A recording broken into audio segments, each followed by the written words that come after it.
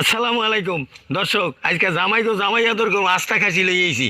বৌমা, জি এই যে আস্তা খাসি লইয়েছি, আমার জামাই গো তো রাজ কপাল।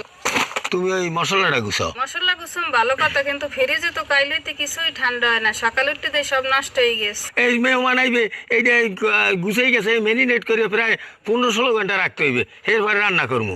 এখন তো ইজ্জতের ব্যাপার স্যাপার। ভাইয়া হ্যাঁ? আম্মে যান যাইয়া ফিরিজ লইয়েন আম্মের জামাই রে বলে আইবে কাইল এ গোস্ত মোরা গুছাই টুসাইয়া লইতে যান কব একটা মান সম্মানের ব্যাপার না, ফ্রিজটা নষ্ট হয়েছে, বৌমা এখন কয়। কাকু ফিরিজ আনছেন হ্যাঁ, ফ্রিজ লইয়েছি। আদি সোনি রাংসের ফিরিজ হ্যাঁ, ওই আপনি আবার সনি র্যাক্সের ফ্রিজ পছন্দ করছে। আমার হাতে তো টাকা নাই, তখন গেছি 3000 টাকা দিয়া 6 মাসের কিস্তিতে এই ফ্রিজটা আনছি। 3000 টাকা দিয়ে ফিরিজ লইছেন 3000 টাকা দিয়ে ফ্রিজ লইছি, আওয়া কোন কি কাকু 0% ইন্টারেস্ট।